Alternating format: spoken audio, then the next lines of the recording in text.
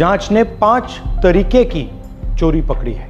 Duplicate voter, जिसका मतलब एक वोटर के नाम वोटर लिस्ट में अनेक जगह आ रहे हैं। फेक एड्रेस, मतलब एड्रेस है ही नहीं या फिर हाउस नंबर 0।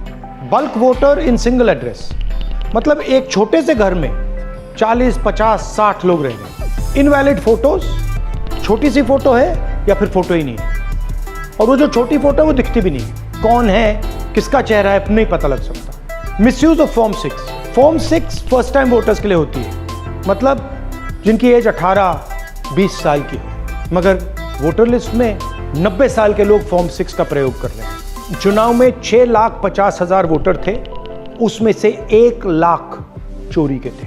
अब मैं आपको 5 उदाहरण देता हूं। ये देखिए गुरकीरत सिंह डांग, इसका नाम 4 अलग अलग बूथों पे आता है। ये कैसे हुआ और क्यों हुआ? एक और उदाहरण, विशाल सिंह, वाराणसी में वोटर लिस्ट में नाम है और बेंगलोर में 2 बार वोटर लिस्ट में नाम आता है। क्या ये वाराणसी में वोट कर रहे हैं या बेंगलोर में वोट कर रहे हैं या दोनों जगह वोट कर रहे हैं? एक और उदाहरण देखिए, हाउस नंबर 0। तो आपने कभी सुना है हाउस नंबर 0? हमने तो नहीं सुना था, मगर बेंगलोर में हजारों हाउस नंबर 0 हैं वोटर लिस्ट में।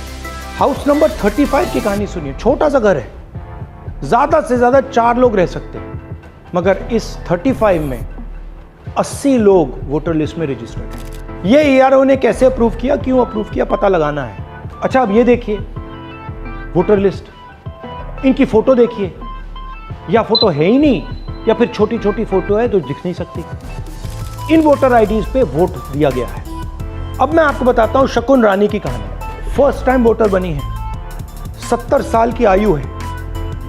एक बार फॉर्म 6 का प्रयोग किया और उसके कुछ ही महीने बाद दूसरी बार फॉर्म 6 का प्रयोग होता है। 2 बार इनका नाम वोटर लिस्ट में आता है और फर्स्ट टाइम वोटर की लिस्ट में आता है। ये फर्स्ट टाइम वोटर हो ही नहीं सकता। तो क्या शकुन रानी जी ने वोट किया या किसी और ने शकुन रानी जी के लिए वोट किया? ये ही छुपाने के लिए सीसीटीवी का डेटा हमें नहीं दिया जा रहा है। और ये शकुन रानी जी अकेली नहीं है, ऐसे हजारों लोग हैं जिन्होंने फॉर्म 6 का प्रयोग करके 2-3 बार वोटर लिस्ट में नाम डाला है। हमने पहले इलेक्शन कमीशन से इलेक्ट्रॉनिक वोटर लिस्ट मांगी थी, सीसीटीवी फुटेज मांगी थी, उन्होंने अपना काम नहीं किया, हमें नहीं दिया। फिर हमने अपना इन्वेस्टिगेशन कराया, आरटीआई भरे और हमारे पास डेटा आया। भाइयों और बहनों, सच्चाई यह है कि हिंदुस्तान में इलेक्शन कमीशन और बीजेपी मिलकर इलेक्शन चोरी कर रहे हैं। ये पूरा का पूरा सबूत ब्लैक एंड व्हाइट में आज हमने आपको दिया। इलेक्शन कमीशन जानता है कि हमने उनकी चोरी पकड़ ली है, इसीलिए एसआईआर आया है। ये एसआईआर जो है इंस्टीट्यूशनलाइज्ड चोरी है।